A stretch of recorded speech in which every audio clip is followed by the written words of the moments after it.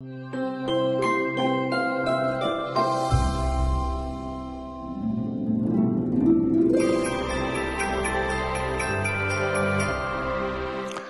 오늘은 구약성서 이야기, 저희들이 창세기, 출애굽기, 레위기까지 했고요. 오늘은 그 네 번째 구약성서인 민수기에 대해서 한번 전체적으로 살펴보는 시간을 갖도록 하겠습니다.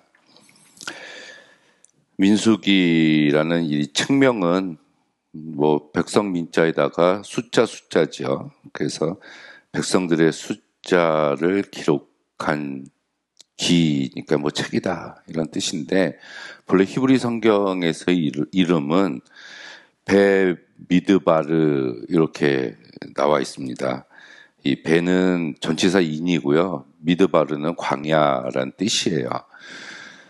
그 히브리 성서의 처음 5권책인 모세오경은 맨 처음에 나오는 단어를 가지고 그 책의 제목을 적었어요. 그래서 이 민수기 부분에 제일 처음 나오는 단어가 배 미르바드여서 이제 그것이 히브리 성경에서는 이 민수기의 제목이 됩니다. 근데 70인역이나 라틴역이나 영어 성경에서는 아리스모이, 누머리 또는 넘버즈에서 이제 그냥 숫자들이라고 하는 것을 이 민수기의 책 이름으로 정했습니다. 그것은 민수기의 내용을 보면은 굉장히 많은 숫자들이 나타나 있기 때문에 그렇습니다. 통계와 숫자의 배열로 볼 수가 있어요.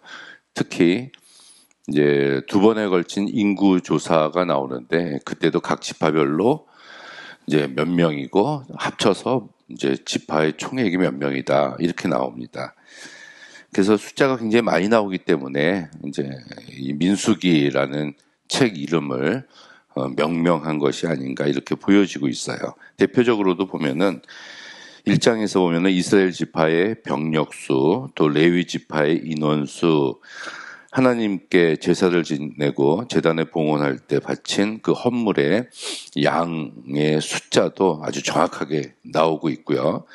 또 2번째 이스라엘 지파의 그 병력, 전쟁에 나가서 싸움을 할 수 있는 자들에 대한 그런 숫자들, 그리고 축제일과 축제에 바쳐지는 각 제물의 목록표, 또 미디안과의 전쟁에서 포획물을 열거하는데 이제 포획물을 획득하는데 그 포획물도 이렇게 아주 자세하게 열거를 하고 있습니다.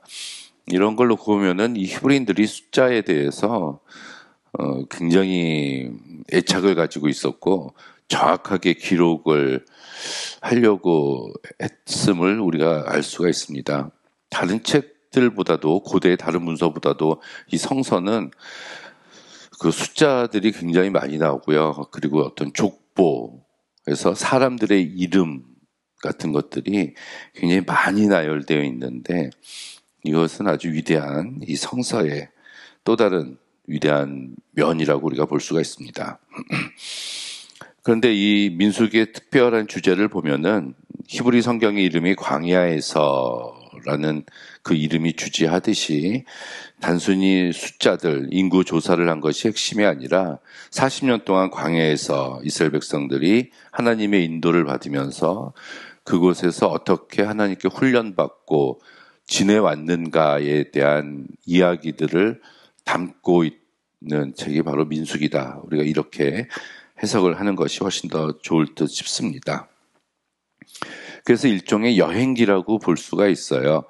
광야 생활의 여행기를 다루고 있는데, 그 중간중간에 그 율법들이 아주 짤막한 또는 조금 긴 이런 율법들이 이렇게 등장을 하게 됩니다.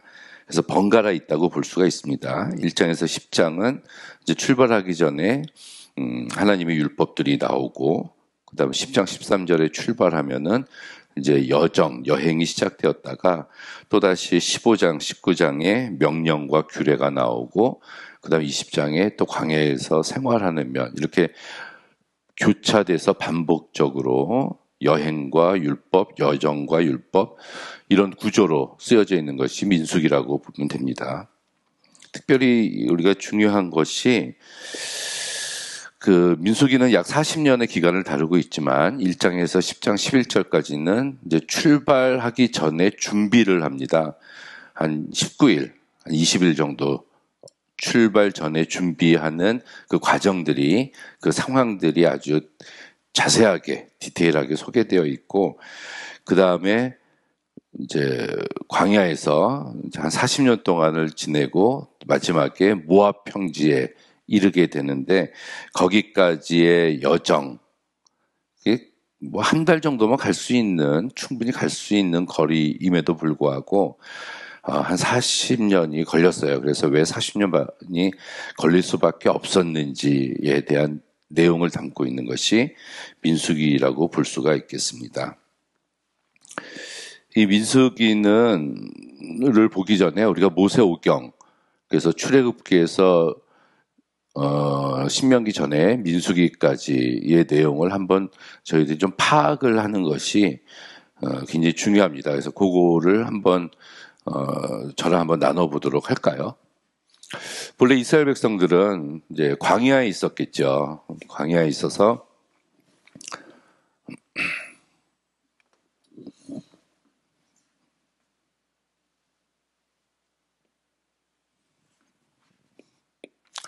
광야에서 40년 동안 생활을 하는데, 처음에는 이제 애굽에 있었습니다. 그래서 출애굽기 1장, 2장, 3장, 4장 해가지고 드디어 10가지 재앙을 거치고 난 다음에 출애굽기 12장에 6월절을 지키고 나서 이스라엘 백성들이 드디어 애굽에서 나와서 하나님이 주시는 땅은 바로 이 가나안 땅이었어요. 그래서 이제 가나안 땅을 향해서 이스라엘 백성들이 출발해서 가게 됩니다. 출애굽기 12장에서 이제 출애굽을 하고요. 13장 해서 뭐 홍해 해가지고 드디어 이제 시내산까지 도착을 하는데, 그것이 출애굽기 19장 1절에 보면은, 우리 성서에 보면은 이스라엘 백성들이 드디어 시내 광야에 도착했다, 이렇게 서술을 하고 있습니다. 19장 1절에 시내 광야에 도착을 해요. 그 성경에는 시내 광야라고 나오지만 우리가 이제 시내산이라고 이야기를 하죠. 19장 1절에 도착하고 나서 이제 모세가 이스라엘 백성들을 이제 산 밑에다가 놔두고 이제 하나님을 만나러 올라갔다가 내려왔다, 이렇게 하나님을 만나는 이야기가 나오는데, 그 중에서 19장 3절하고 4절에 드디어 하나님과 시내산 계약을 맺게 됩니다. 시내산 계약.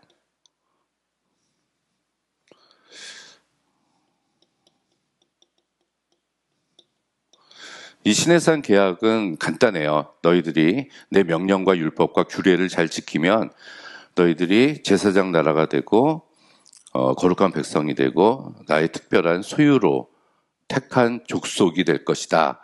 이게 조건법이거든요. 하나님의 말씀을 지키면 그렇게 된다. 그래서 이것이 하나님과 이스라엘 백성들이 처음으로 맺은 계약이라고 볼 수가 있습니다. 그리고 그 뒤에 나오는 게 이제 구체적으로 계약을 지키는 계약 법전이 나와요. 그래서 여기 22장에서 한 23장, 20장에서 23장 정도에서 짤막한 계약 법전이 이루어지고, 25장 이후로 이제 하나님께서 성막을 지어라 해서 이스라엘 백성들이 하나님의 명령대로 성막을 지어서 그 성막이 40장에 완성이 됩니다. 그래서 하나님은 본래 요 시내산 꼭대기에 계셨어요. 그래서 모세가 하나님을 만나려면 시내산에 올라가서 이제 뭐 두 돌판, 십계명을 받아가지고 백성들한테 내려오고, 또 하나님을 만나러 또 올라갔다가 내려왔다, 이런 여정이 계속됐는데, 레위기를 시작하고 나서부터는 레위기에서는 1장 1절에 하나님께서 회막에서 모세를 부르시니, 이렇게 시작을 합니다. 그러면은 시내산 꼭대기에 있었던 하나님이 이제 이스라엘 백성들이 성막을 건설을 했기 때문에 이제 그 회막에 있다는 게 되겠죠. 이스라엘 백성들의 진이 이렇게 있으면은 하나님의 성전인 회막은 이제 가운데 있어요. 그래서 이스라엘 백성들은 이제 하나님과 함께 하는 백성이 됐다는 얘기입니다. 하나님이 성결하고 정결한 분이시기 때문에 하나님과 함께하는 이스라엘 백성들도 하나님과 같이 거룩하게 되어야 된다는 얘기거든요. 이스라엘 백성들의 한가운데 성막에 하나님께서 계셨고, 그리고 하나님께서 이제 제사를 지내라 해서 제사를 어떻게 지내야 되는지에 대해서 가르쳐 주십니다. 그게 번제소제, 화목제, 속죄제, 속건제 1장에서 7장까지. 그리고 제사를 드리고 난 다음에 제사를 인도하는 사람은 어때야 된다. 그래서 8장, 9장, 10장까지. 제사에서 끝나는 것이 아니라, 예배에서 끝나는 것이 아니라 이스라엘 백성들은 정결하게 살아야 된다 해서 삶을 강조한 게 11장에서 15장까지. 그리고 이 모든 일들이 끝나고 난 다음에 속죄일 해가지고 하나님께 이스라엘 백성들이 하루를 하나님께 드리는, 회개하는 시간을 가져라. 그게 이제 16장이고요. 17장에 구체적으로 법을 주시는데, 그것이 17장에서 26장까지가 성결법전이라 그래서 아까 계약법전 다음에 두 번째인 성결법전이 주어집니다. 그리고 민수기 1장에서부터 10장 12절까지 이스라엘 백성들이 이제 출발할 11절까지 출발할 준비를 해요. 이스라엘 백성들이. 이게 이제 19일 정도의 여정을 담고 있다. 이렇게 얘기를 하는데, 그리고 나서 13절, 민수기 13절에 드디어 가나안 땅을 향해서 출발하게 됩니다. 출발. 그렇다면은 출애굽기 19장 1절에 도착해서 민수기 10장 13절, 12절, 13절에 출발할 때까지의 요 기간이 약 1년 정도 걸렸다. 이렇게 이야기를 합니다. 1년. 그러면 이 1년 동안 시내산 밑에서 하나님께서는 자기 백성 이스라엘에게 하나님의 백성으로서 거룩한 백성이 되기 위해서, 제사장 나라가 되기 위해서 어떻게 해야 되는지 교육을 시키신 거예요. 그 교육은 제사, 예배를 어떻게 드려야 된다, 예배 인도자는 어떠한 삶을 살아야 된다, 예배에서 끝나는 것이 아니라 그것이 일반적인 삶에 있어서도 그런 성결한 삶이 유지가 되어야 된다는 것, 그리고 구체적으로 법률로 주시는 이런 일련의 과정들을 1년 동안 교육을 시키시고 나서 드디어 가나안 땅을 향해서 출발했다는 얘기입니다. 그런데 10장에서 출발하는데 11장 지나서 먹을 물이 없다, 고기가 없다. 그리고 12장에서 12정탐꾼을 보냈는데 우리 못 들어가겠다. 이런 부정적인 보고를 하게 되잖아요. 1년 동안 교육을 받았음에도 불구하고 이스라엘 백성들이 달라지지 않은 모습을 보였습니다. 그런데 물이 없다고 하나님을 원망하고 모세를 원망했었던 것은 여기 한 달 동안에 시내산, 출애굽해서 시내산까지 갈 때도 똑같이 그런 일들이 있었어요. 10가지 재앙도 보고 홍해가 갈라지는 것도 보고, 낮에는 구름기둥, 밤에는 불기둥으로 만나와 메추라기가 내려오는 것을 경험했음에도 불구하고 이스라엘 백성들이 원망하고 불평합니다. 원망하고 불평을 해요. 하지만 하나님께서는 이스라엘 백성들에게 아무런 징계도 가하지 않으시고 이스라엘 백성들을 이 시내산까지 데리고 오셨습니다. 그런데 1년이 지나고 난 다음에 또 출발했을 때, 이때도 이스라엘 백성들이 또 하나님을 원망하고 불평해요. 똑같이 물이 없다고 이야기하고 고기가 먹고 싶다고 얘기하고, 그리고 가나안 땅에 너무 세력이 강해서 우리가 못 들어갈 것 같다, 이렇게 부정적인 얘기를 했을 때 하나님께서는 여기서는 진노하시고 불을 내려서 심판하시고 수없이 많은 이스라엘 백성들을 죽이십니다. 하나님께서.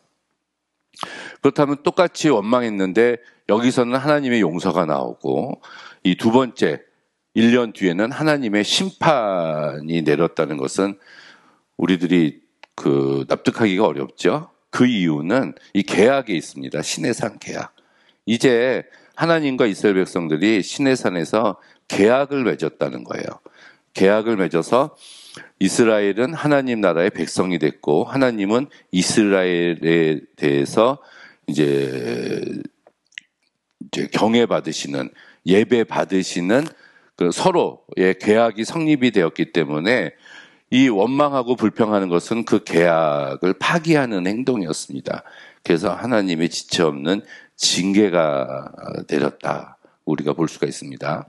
그렇다면 민수기는 가나안 땅을 향해서 출발하기 직전에 10장 11절까지의 준비하는 과정과 그 뒤에 가나안 땅에 들어가기 직전 모압 평지에서 있었던 일까지의 과정들을 다루고 있는 것이, 이야기하고 있는 것이 바로 우리가 이제 민수기의 내용이다. 이렇게 보시면 될 것 같습니다.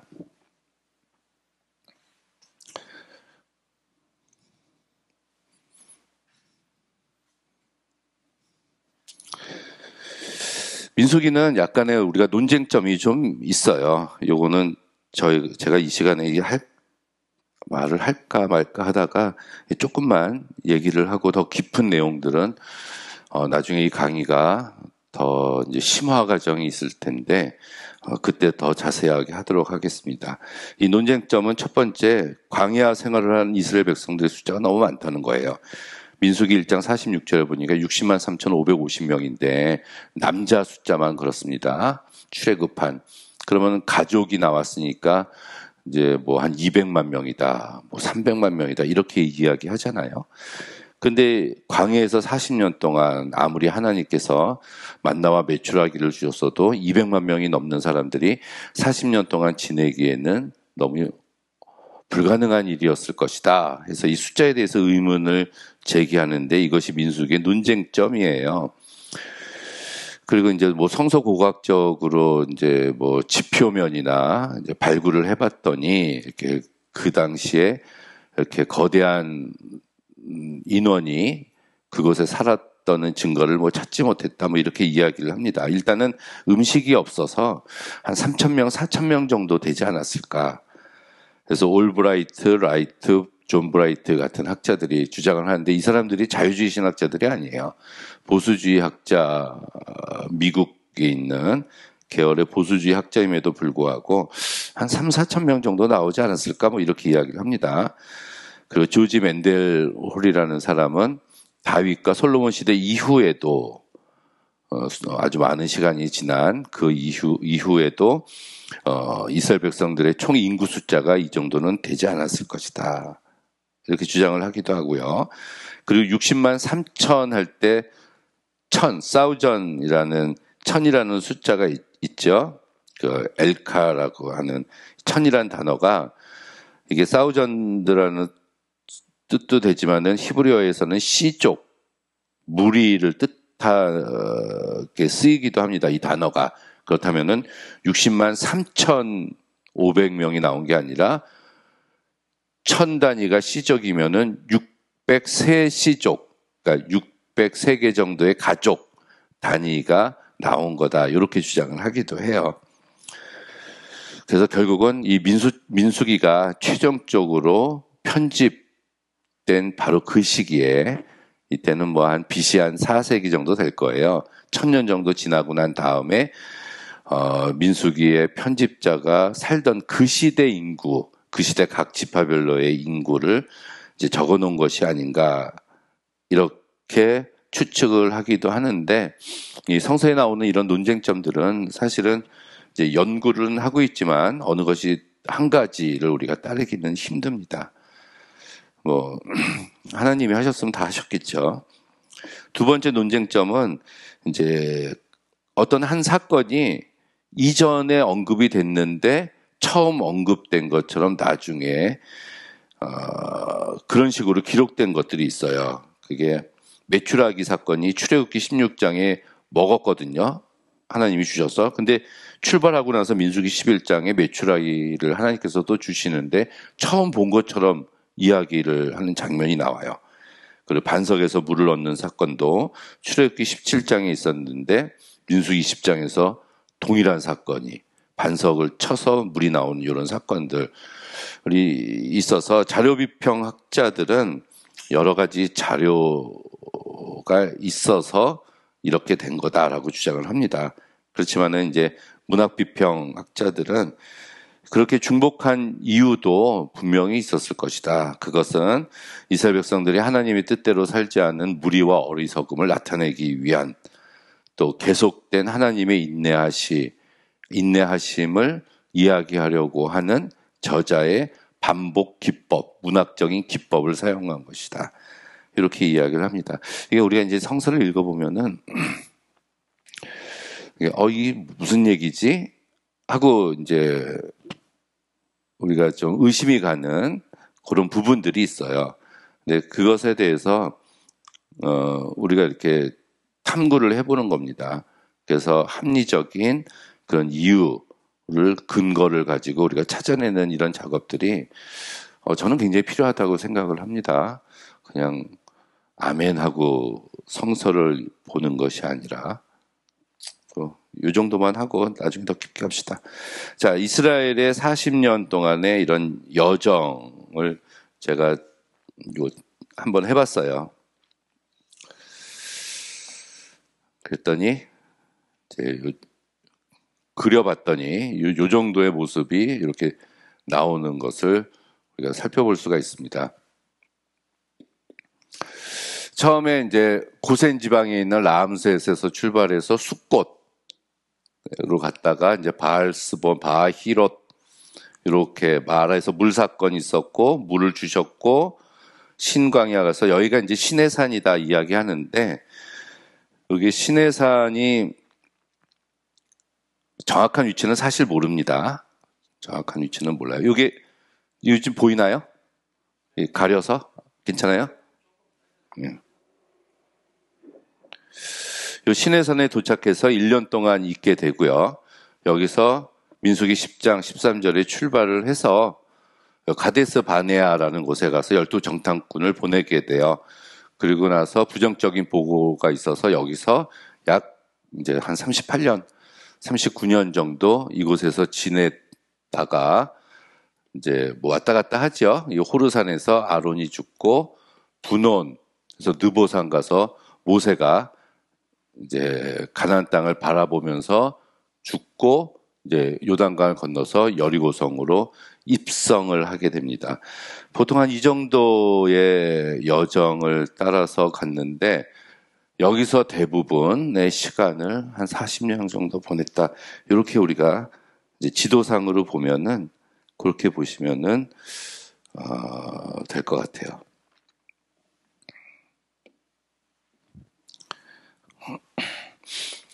자, 중요한 거는 민수기에 도대체 어떤 이야기들이 써 있는가가 중요하겠죠. 그래서 이번에 저희가 하고 있는 이 강의는 제가 그 민수기의 내용은 어떤 것인지, 이 뒤에 신명기의 내용은 어떤 것인지, 그것에 대해서 제가 좀 더 자세하게 다루는 그런 시간을 갖도록 하겠습니다. 자, 민수기 10장, 이제 11절에서 출발하니까 10절까지는 이제 준비를 하는 겁니다. 그래서 20세 이상 되는 남자들의 숫자를 각 지파별로 이제 세요. 뭐 르우벤 지파는 몇 명, 뭐 갓 지파는 몇 명, 므낫세 지파는 몇 명. 그래서 나온 숫자가 60만 3,550명이다 하고 46절, 1장 46절에 이야기를 합니다. 근데 그 전에 출애굽기 12장 37절에 출애굽한 남자들의 숫자가 60만 가량이었다라고 37절에 이렇게 언급을 하고 있습니다. 그래서 그 60만 명 정도가 나왔죠. 그런데 이제 가나안 땅에 들어가기 직전에 그 인구 조사를 한 번 더 해요. 그게 민수기 26장 이 끝인데 거기서 다시 숫자를 계수를 해보니까 60만 1,730명이다. 이렇게 51절에 이야기를 하고 있습니다. 그러면 60만 3,550명, 60만 1,730명. 그렇다면은 이제 모세도 죽었고요. 죽게 되고요. 여호수아와 갈렙을 제외하고 출애굽했었던 60만 3,550명은 광야에서 다 죽었다는 얘기예요. 그리고 광야에서 태어난 그 다음 세대가 이제 요단강을 건너서 가나안 땅을 들어가게 되는데 그 숫자도 60만 1,730명이었다. 이 말은 출애굽했었던 숫자나 그들이 다 죽었지만 다시 가나안 땅에 들어갈 때 그 숫자는 거의 동일하다. 변함없이 거의 60만 명 가량이 결국은 들어가게 됐다라는 메시지를 주고 있는 거라고 볼 수가 있겠습니다.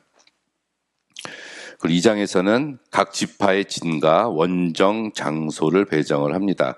행군을 할 때 그냥 무더기로 간 게 아니에요. 전방에는 뭐 유다 지파가 쓰고 그 옆에 므낫세 지파, 갓 지파가 쓰고 이 성막은 레위 지파가 끌고 가고 레위 지파 옆에 아셀 지파가 쓰고 행군할 때 각각 지파들의 위치 그리고 이제 저녁 때는 그 행군을 멈추고 이제 장막을 치잖아요. 수경을 하게 되는데 그때 각 지파별로의 위치들을 다 이야기를 해주고 있습니다. 질서가 있었다는 얘기예요. 이 백성들이. 그냥 무리들로 뒤섞여가지고 혼돈 가운데 이들이 행군을 한 게 아니란 얘기죠. 3장하고 4장에서는 레위 자손들, 레위 지파의 계수, 숫자를 세고 그들이 어떤가, 어떤 직책과 역할을 가져야 되는지에 대해서 이야기를 합니다. 이제 여기서부터 특별히 이제 12지파라고 이야기할 때 요셉 지파라고는 우리가 못 들어봤잖아요. 근데 요셉 지파가 두 개로 갈라지죠. 이제 첫째가 므낫세인데 므낫세 지파와 에브라임 지파가 요셉 지파에서 나와서 그럼 13시대잖아요. 근데 그 중에서 레위 지파는 뺍니다. 그래서 다시 12지파가 되는 거예요. 그래서 요셉은 창세기에 이제 야곱 가족들이 그곳에 와서 이제 살 수 있도록 거처를 마련해 준 게 이제 요셉이었고 마지막에 48장 창세기 49장에 모세가 요셉의 두 아들인 므낫세와 에브라임을 이렇게 교차해서 이제 축복을 하잖아요. 그래서 요셉 축복을 받아서 두 개의 지파가 됐어요. 그러면서 레위 지파가 빠져서 동일하게 12지파가 됩니다. 그래서 12지파는 이제 각각 이제 땅을 분배받고 레위 지파는 땅을 분배받지 못하고요. 나머지 12지파 이제 성을 몇 개를 받아요. 그리고 12지파가 이제 11조를 내서 레위 지파한테 주고 그 레위 지파는 또 11조를 제사장한테 이제 바치는 이런 구조로 되어 있는데 레위 지파는 특별히 하나님의 일을 하도록 구별된 지파라고 우리가 보시면 됩니다. 5장에서는 이제 하나님이 함께하는 공동체이기 때문에 이 진은 언제나 정결하고 깨끗해야 돼요. 그래서 문둥병자, 유출병 환자들은 공동체로부터 격리를 시켜라. 그리고 6장에서는 이제 나실인, 대표적으로는 우리가 삼손이 나실인이었죠. 나실인에 대한 법을 줍니다. 이제 머리를 기르고 머리에 삭도를 대지 않고 이제 부정한 시체 를 가까이 하지 않고 포도주와 독주를 마시지 않았다. 머리가 길었다는 이 뜻은 사실은 멀리서도 저 사람이 나실인이구나 라는 것을 알아볼 수 있는 외모를 갖추었라는 뜻으로 우리가 해석을 할 수가 있어요. 그래서 이 나실인은 또 레위인과 다르게 특별히 이들도 백성들 가운데 구분돼서 하나님의 일을 하는 사람이다라고 볼 수가 있습니다. 7장에서는 여호와께 드린 예물들, 제단들에 대해서 이야기를 하고요. 또 8장은 레위인들이 더욱더 정결해야 되는 것을 한 번 더 이야기합니다. 그리고 9장에서 유월절을 엄수하고 출애굽을 기억할 것을 이야기한 다음에 이제 출발 준비를 하고 드디어 10장 11절에 출발했다 이렇게 보시면 돼요. 그래서 우리가 성경 가운데 어떤 본문들 몇 장 몇 절을 기억을 해야 되는 것들이 있잖아요. 그 중에서 이 민수기는 10장 11절을 우리가 기억을 해야 돼요. 그래서 이때 이제 출발을 한 것이다. 출발할 때 이스라엘 백성들이 출발할 때가 민수기 10장 11절이다. 이거를 이제 우리가 기억을 해야 됩니다. 드디어 이제 행군을 시작합니다. 그래서 행군할 때 어떤 명단에 대해서 이야기를 하고 있고요. 그 다음에 이드로, 호밥. 이제 모세 장인이죠. 이드로라고도 나오고 호밥이라고도 나오는데 동일 인물이에요. 이 사람에 대한 언급이 있고 법계에 대한 이야기도 잠깐 합니다. 그런데 1년 동안 교육을 받았는데 출발하자마자 11장에 만나 이외에는 먹을 것이 없다라고 하나님을 원망하고 모세한테 불평하기 시작을 해요. 이게 이제 이해가 안 갑니다. 이게 1년 내내 시내산 밑에서 교육을 받았고 1년 내내 먹을 것을 하나님께서 공급해 주셨고 구름 기둥, 불 기둥 이건 하나님의 임재의 상징이거든요. 하나님이 항상 같이 있었다는 거예요. 이스라엘 백성들과. 그렇게 하나님의 같이 있음을 이렇게 느꼈고 하나님으로부터 직접 1년 동안 철저한 교육을 받았음에도 불구하고 출발하자마자 이렇게 만나 이외에 먹을 것이 없다고 불평을 합니다. 일이 계속 불평해요. 근데 이때는 불로 징계를 하나님께서 내리십니다. 그래서 그것을 디베라라고 라고 성경에서 기록을 해주고 있죠. 그리고 하나님께서 메추라기를 공급해서 주십니다. 이제 계약을 맺어서 이스라엘이 하나님의 백성이 됐기 때문에 이제 계약을 지킬 의무를 가지고 있는 거예요. 그래서 그걸 지키지 못했을 때 하나님의 징계가 내려옵니다. 12장에서는 이제 모세가 구스 여인을 취한 것 때문에 아론과 미리암이 하나님의 벌을 받고 특히 미리암은 문둥병에 걸리게 됩니다. 이것은 하나님의 계시를 대언하는 모세에게 그런 모세의 어떤 권위에도 도전을 해서는 안 된다는 모세의 지도력, 하나님이 세우신 사람임을 강조하는 모세의 권위에 도전하는 어떤 행위도 용납될 수 없음을 강조하는 부분이다. 하나님의 지도자로서 저희들이 이렇게 보면 될 것 같아요. 근데 이거를 동일하게 현대 교회에 적응을 시켜서 교회 목사님에게 권위에 도전하는 어떤 행위도 용납될 수 없다. 도전하면은 문둥병에 걸린다.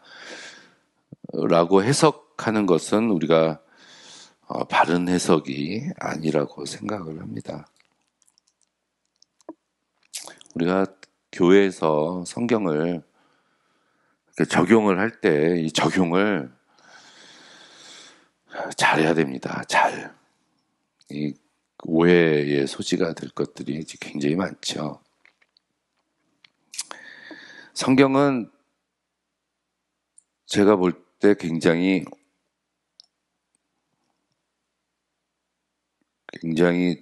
아주 솔직한 것들을 담고 있어요. 성경하면 경전인데 요새 우리 한강이 노벨 문학상을 받았는데 한쪽에서 비판을 합니다. 내용이 너무 청소년들이 읽기에 좋지 않은 내용들이 너무 많다. 특히 형부와 채식주의자 같은 경우에는 형부와 처제와의 그런 관계 같은 거를 다루고 있기 때문에 청소년들에게 있어서는 유해도서다 이렇게 이야기하는데요. 그럼 성경은 어떻습니까?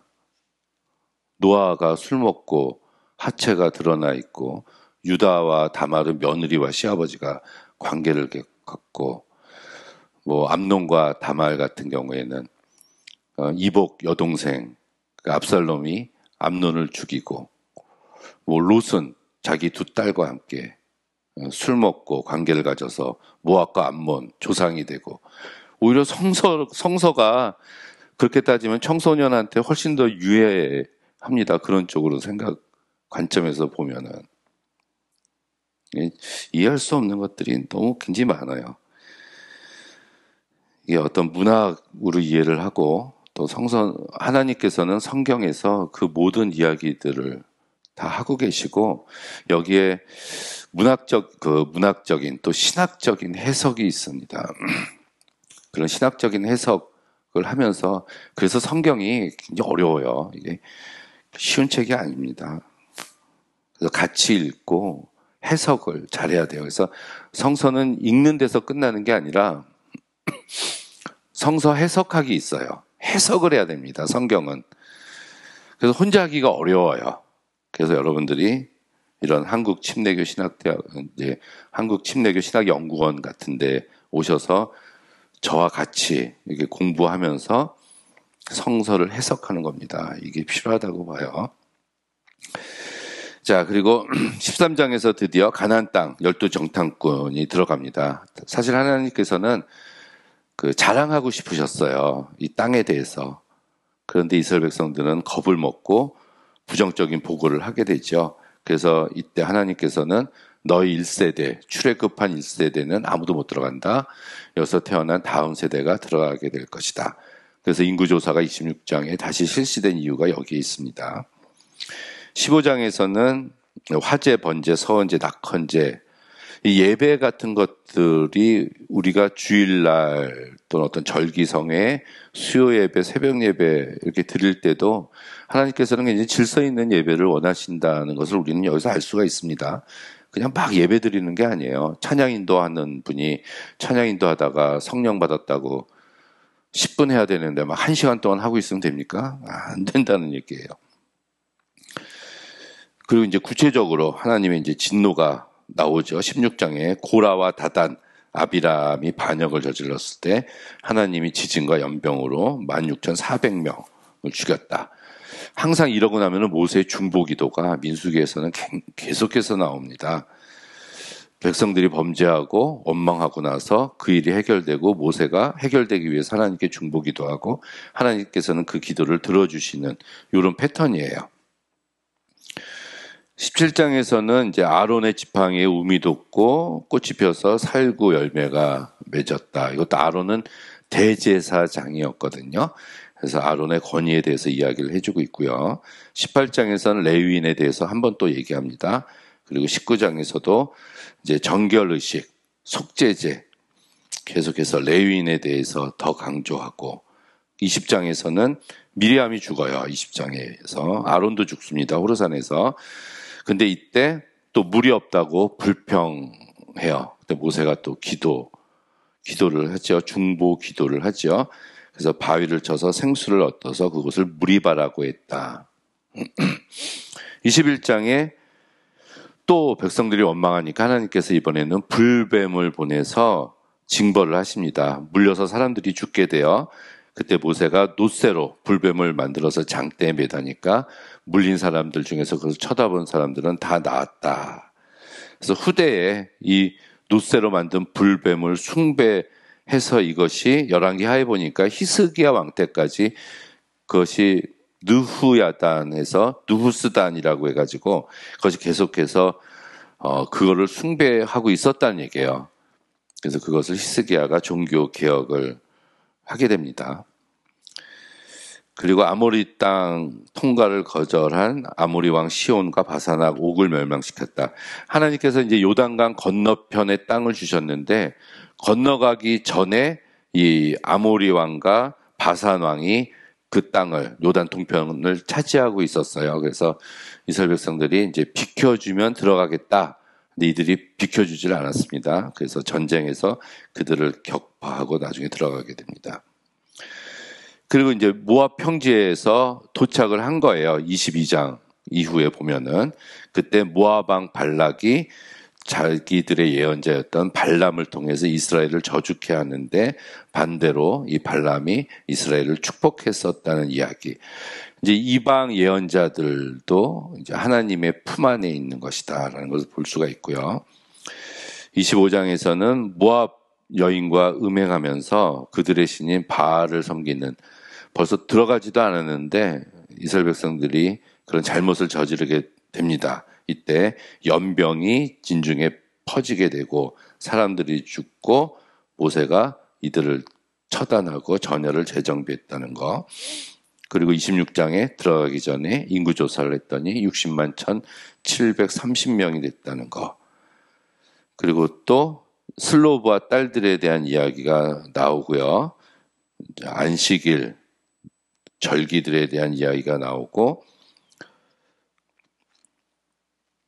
모세의 또 중보기도 이야기가 나옵니다. 이거는 아까 고라 다단 요거는 제가 잘못 적었네요.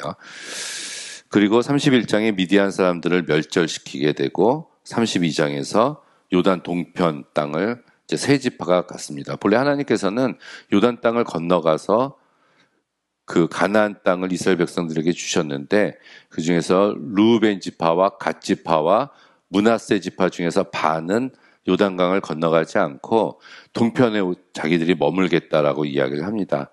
그래서 그들에게는 동편 땅을 차지하게 되고 대신에 정복 전쟁에는 참여하라라고 이야기를 해요.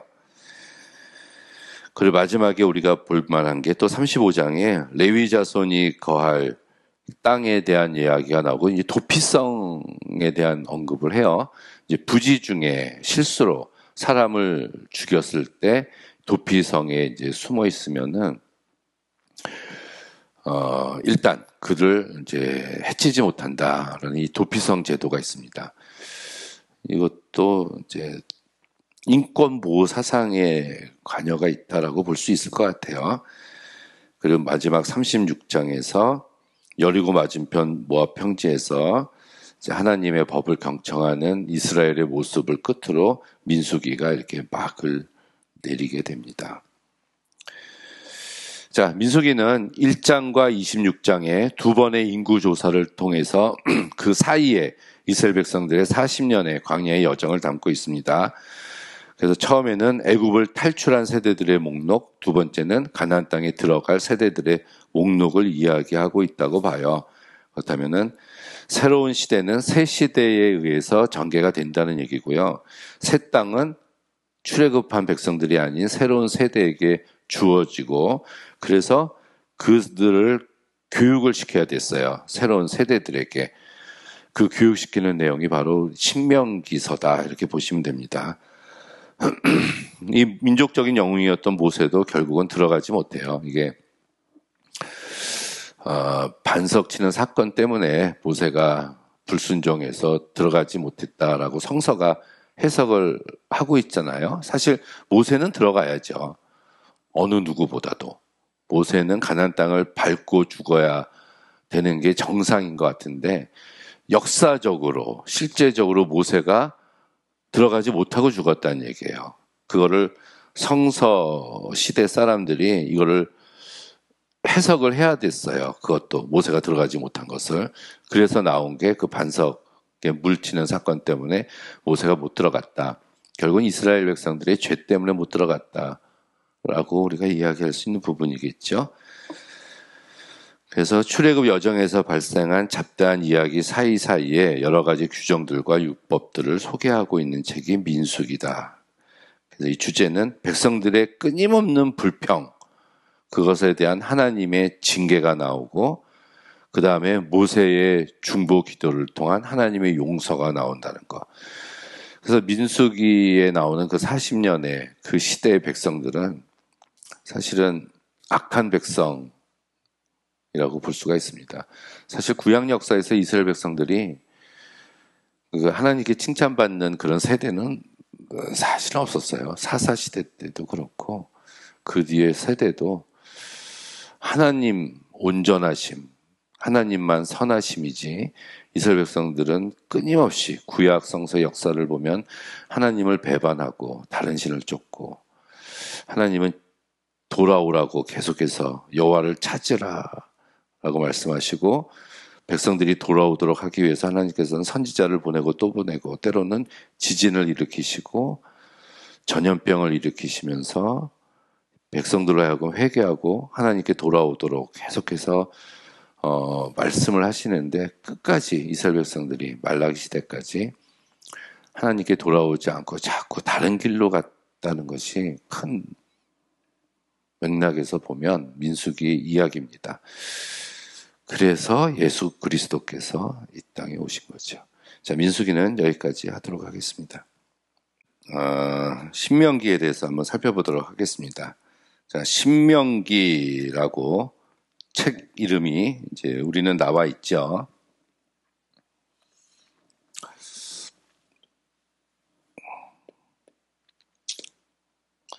이 한문으로 보면은 이 신명기의 신자가 이런 식으로 이렇게 썼는데 이 신은 제신 또는 두 번째 신 이런 뜻이에요. 두 번째 신. 그러니까 세컨드란 얘기죠. 세컨드. 근데 히브리어의 이름을 보면 엘레하 데바림 이렇게 이야기를 합니다. 엘레하 데바림을 써보면 엘레 그리고 하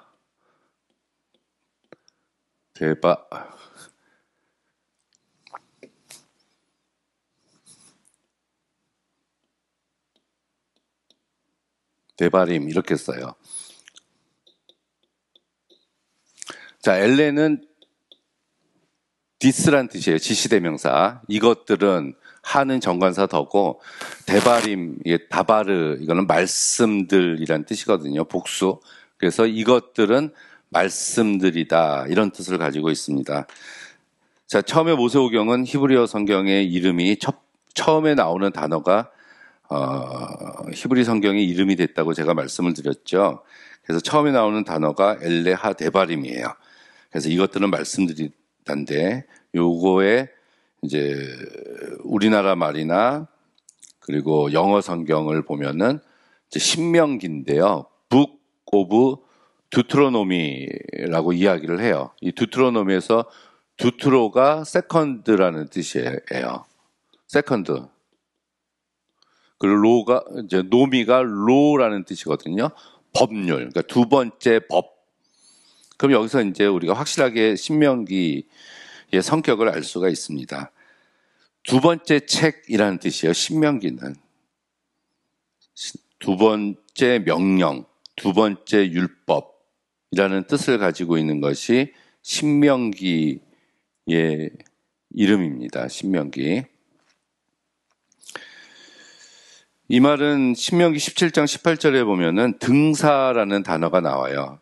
왕에게 주는 규정인데 왕위에 오르거든 레위 사람 제사장 앞에 보관한 이 율법책을 등사하여 주야로 그것을 계속해서 읽고 외워라. 이게 17장 18절 신명기에 나오는데요.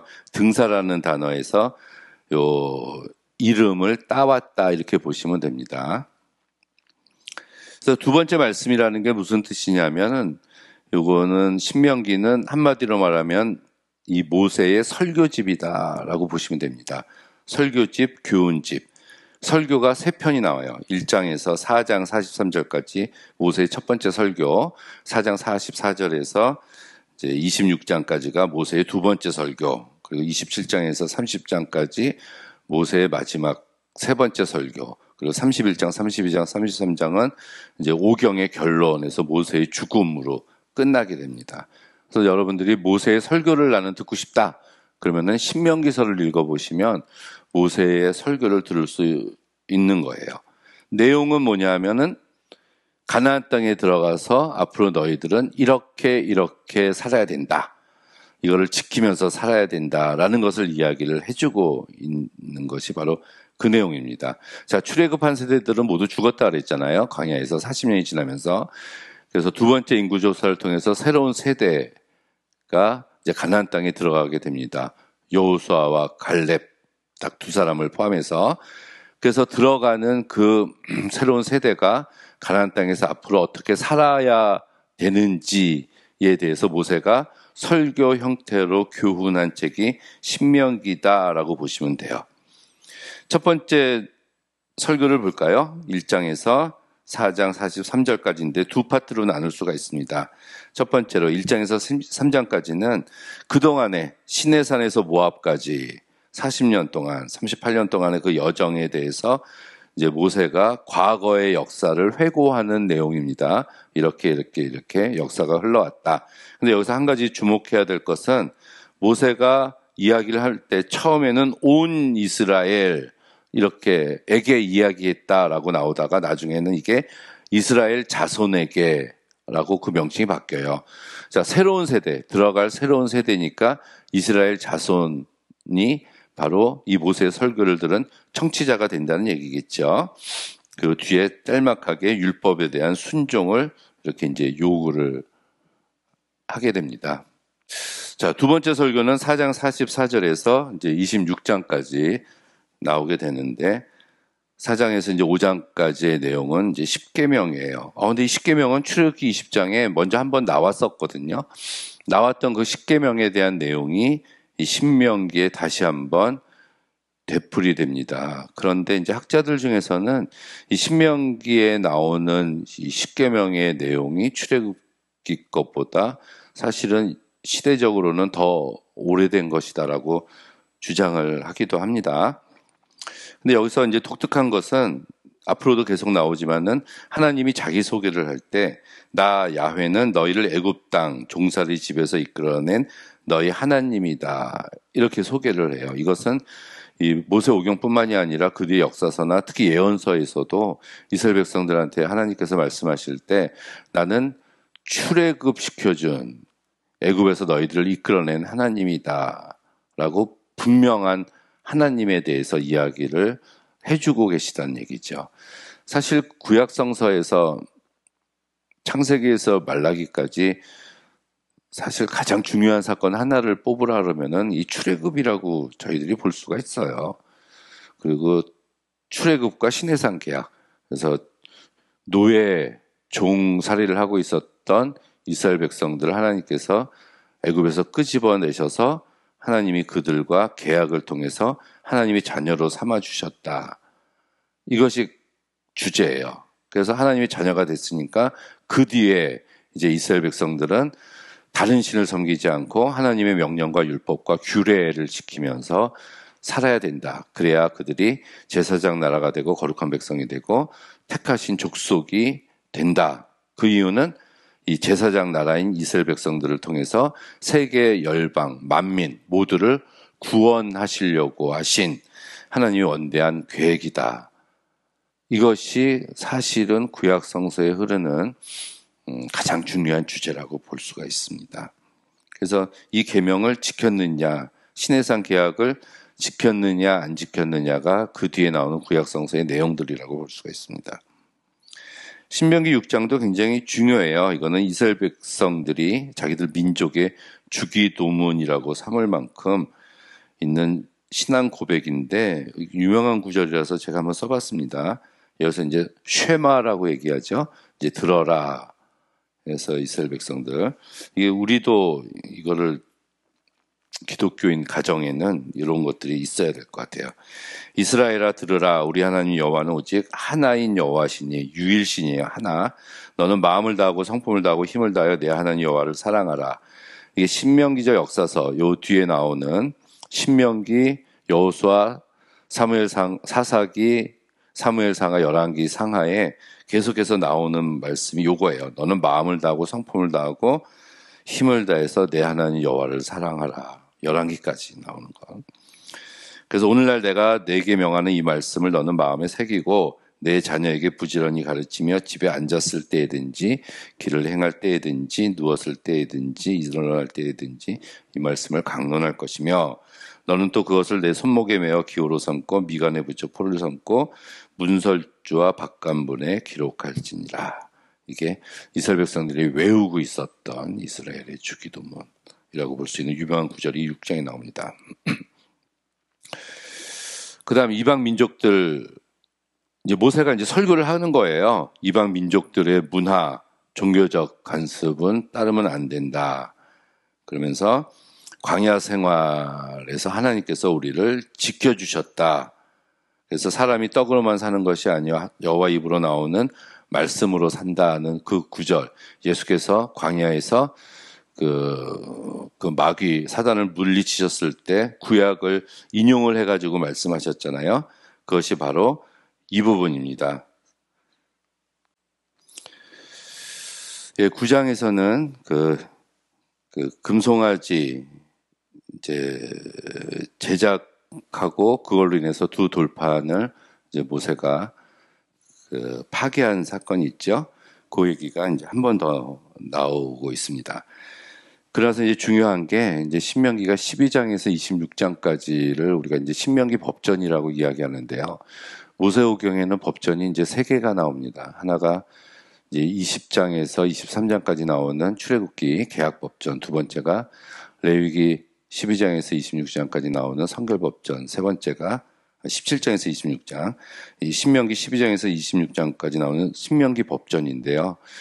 요 신명기 법전이 이 모세의 두 번째 설교 안에 들어가 있다는 얘기고, 그 열왕기하 22장, 23장에 보면은 요시야 왕이 종교 개혁을 하고 성전 수리하다가 율법책을 발견했다고 나오는데, 그 율법책이 바로 이 12장에서 26장의 율법책을 발견한 것이 아닌가, 이렇게 사람들이 얘기를 해요.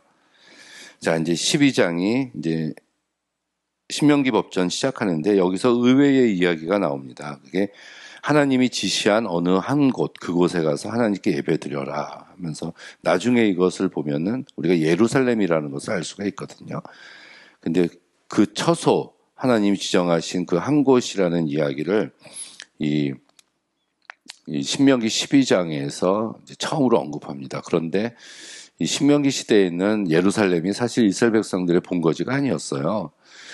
그 사무엘 하 6장에 이르러서 다윗이 이제 왕이 되고 난 다음에 이제 헤브론의 왕이 되고 그 온 이스라엘의 왕이 되고 난 다음에 예루살렘에 있었던 여부수족을 쳐서 몰아내고 예루살렘으로 다윗이 들어가는데, 그때까지 사실 이 예루살렘이 그 이스라엘 백성들의 어떤 본거지 역할을 전혀 하고 있지 않았거든요. 근데 이제 신명기 12장에서 말하는 하나님이 정하신 그곳은 예루살렘 아니고는 없습니다. 그래서 이런 중앙 집권적인 예배 처소를 강조하고 온전한 예배를 드려라. 그리고 가나안에 대한 그런 이방 민족의 풍습을 따르지 말고 11조를 하나님께 드려라. 이런 것들이 지금 그 신명기 법전에 나온 내용들입니다. 그래서 노예를 해방하고 6월절, 7.7절 초막절을 지키고 재판관 공평하게 재판해야 되고, 또 만일 너희들이 가나안 땅에 들어가서 왕을 세우거든 그 왕은 말을 많이 두지 말고, 홀스죠. 군대를 말합니다. 또 여자를 많이 두지 말고 너희들의 딸이에요. 그러니까 후궁들 많이 두지 말고, 세 번째로 재물, 은과 금을 많이 두지 말고 하나님의 율법책을 등사해서 내 머리맡에 두고 주야로 하나님의 율법책을 묵상하라. 만일 왕을 원하거든 그 왕은 이거를 지켜라. 이렇게 이야기를 합니다. 근데 이렇게 말과 여자와 재물을 많이 둔 대표적인 왕은 솔로몬이었죠. 그러니까 신명기 17장에 있는 내용을 가장 많이 어긴 사람이 사실은 솔로몬이라고 볼 수가 있어요. 그 뒤에 계속해서 레위인들의 임무, 역할에 대해서 이야기하고요. 그 도피성 같은 세 개의 도시에 피난처를 세워라는 것. 그리고 또 이제 특별히 중요한 게 그 20장에 성전에 대한 이야기가 나옵니다. 그 홀리워죠. 이제 가나안 땅에 가서 너희들이 전쟁을 할 때 이게 진멸하라 때문에 그래요. 생명 있는 모든 것들은 다 쳐서 죽여라. 그런데 20장을 읽어보면은 전쟁을 하기 전에 먼저 화해를 해라. 화친, 평화 조약을 맺어라. 그것을 원하지 않을 때는 나가서 싸워서 진멸해라. 이렇게 이야기를 합니다. 그리고 그 예배에 참여하는 자는, 그 전쟁에 참여하는 자는 하나님께 제사, 예배에 참여하는 자와 같은 그런 마음가짐과 준비를 하고 전쟁에 참여하라라고 이야기를 하는데, 이것이 이제 오늘날에도 이걸 그대로 적용할 수 있는가에 대해서는 문제가 많이 있습니다. 왜냐하면 다 죽여라는 것 때문에 그래요. 근데 이것은 또 우리가 신학적으로 해석을 해보면 전쟁을 하는 이유는 첫 번째로 전리품 획득이에요. 노력해서 가지고 오는 거죠. 그 재물을 약탈해 오고 또 여자들을 납치해 와서 제사를 그 후손을 이제 병사들이 될 수 있는 남자아이를 낳게 하는. 그래서 전리품이 없는 전쟁은 하지 않습니다. 근데 진멸하라에서는 다 죽이고 전리품도 다 태우라는 거거든요. 가져가지 말라는 거예요. 하나님께 드리라는 얘기입니다. 그러면은 전리품이 없는 전쟁이라는 얘기죠. 그러니까 약탈을 위한 전쟁 금지, 남의 것을 빼앗는 전쟁 금지라는 얘기입니다. 그런 식으로 우리가 해석을 해야 돼요. 그 뒤에도 가정 내 성결에 대한 문제, 여인들의 성적인 문제, 사회법 이런 것들을 이제 계속해서 이야기를 해주고 있는데요. 이 신명기 법전을 보면은 굉장히 인권 보호 사상 같은 것들이 이제 많이 나타나 있는 것을 알 수가 있습니다. 그러면서 26장 마지막에 율법을 준수하면 야훼에게 속한 백성이 되고 거룩히 구분된 백성이 되고 모든 사람들에게 찬양을 받게 될 것이다. 이 조건법이에요. 율법을 준수하면 이렇게 된다. 이러면서 이제 성결법전인 모세의 두 번째 설교가 막을 내리고요. 세 번째 설교는 27장에서 30절까지입니다. 근데 이게 축복과 저주에 대한 이야기가 나와요. 먼저 이제 에발산과 그리심산 옆에 이렇게 붙어 있는 산이거든요. 거기서 이제 12가지 저주를 받을 목록을 이제 모세가 이야기를 합니다. 우상 금지, 그 다음에 자신과 사회에 대해서 부모를 경홀히 여기면 안 되고 소경이나 이제 나그네 고아 과부를 억울하게 하는 일을 해서는 안 된다. 그리고 계모, 짐승, 아비의 딸이나 어미의 딸, 장모와 성적인 관계를 맺으면 저주를 받는다. 이웃과 무죄한 자를 죽이는 것 또한 저주를 받는다. 이렇게 12가지 저주에 대해서 하나님의 심판이죠. 이야기를 하고 28장은 순종을 하면 축복을 받고 불순종하면 저주받는다는 얘기를 한 번 더 합니다. 근데 굉장히 재밌는 게요. 순종을 하면은 축복받는 얘기는 14절, 28장에서 14절 이렇게 짧게 언급하고요. 그리고 불순종해서 저주를 받는다는 얘기는 이 15절부터 거의 60절 넘게 언급을 해요. 그러니까 이거를 놓고 보면은 순종에 대한 축복은 훨씬 분량이 작고요. 성서에서 잘못했을 때 불순종했을 때 하나님의 저주를 받는 내용이 훨씬 많습니다. 근데 우리는 좋은 것만 이게 듣잖아요. 우리가 뭐 성경에서 머리가 되고 꼬리가 되지 않게 주시고 기도할 때 꾸어주지언정 꾸지 않는 자가 되게 해주시고 다 여기에 나오는 얘기예요. 28장에. 신명기 28장에. 그래서 순종을 하면 모든 민족 중에서 뛰어나게 되고 우리의 토지나 가축이 복을 받고 대적들과 싸웠을 때 크게 이기고 머리가 되고 꼬리가 되지 않는다. 근데 후반부에 15절 이후에 불순종을 하게 되면은 이제 내 재물들이 저주를 받고 질병도 저주받고 대적한테 패해서 포로로 잡혀가고 이런 이야기들을 계속해서 합니다. 그래서 우리가 성서를 읽을 때 잘해서 하나님께 축복받는다는 내용도 분명히 우리가 읽어야 되지만 성서를 묵상할 때 우리가 잘못하면 하나님께 이런 벌을 받는다는 이런 내용도 우리가 사실은 주의 깊게 성서에서 읽어야 될 부분이라고 생각을 해요. 그리고 이 계명은 너희들이 충분히 지킬 수 있다. 이러면서 모세의 세 번째 설교가 끝납니다.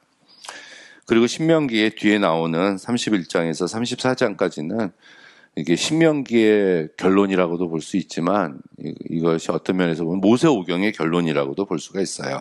그래서 31장에서 여호수아를 모세의 후계자로 세우고 32장에서는 모세가 이제 노래하고 모세가 백성들에게 축복하고 34장에서 이제 모세가 죽습니다. 느보산에서 120세의 나이에 이제 가나안 땅을 바라보면서 죽으면서 신명기가 끝나면서 이제 모세오경도 끝납니다.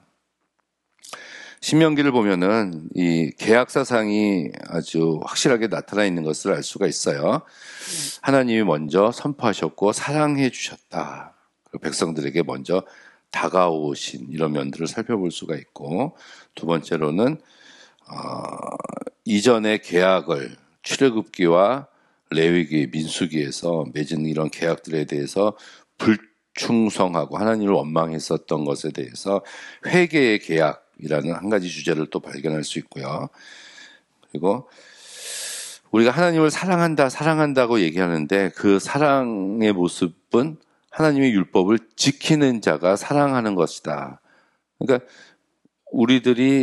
여러분들이 하나님을 사랑한다고 생각을 하신다면 하나님의 말씀대로 사는 것이 바로 하나님의 사랑에 대한 응답이다.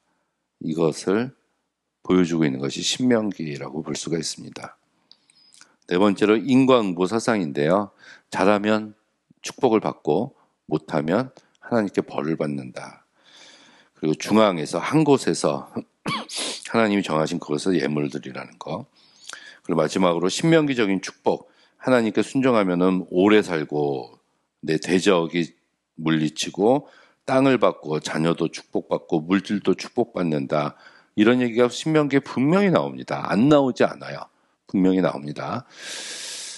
그래서 우리가 어떤 이 세상에 살면서 우리가 누리고 살 수 있도록 하나님께 기도해야 되는 그것도 맞는 얘기입니다. 틀린 얘기가 아니에요. 다만 우리가 이렇게 하나님의 말씀에 순종하면은 이렇게 복을 받고 그렇지 않으면은 하나님의 저주도 받을 수 있다라는 이야기를 해주고 있는 것이 바로 우리가 이 신명기라고 우리가 볼 수가 있겠습니다.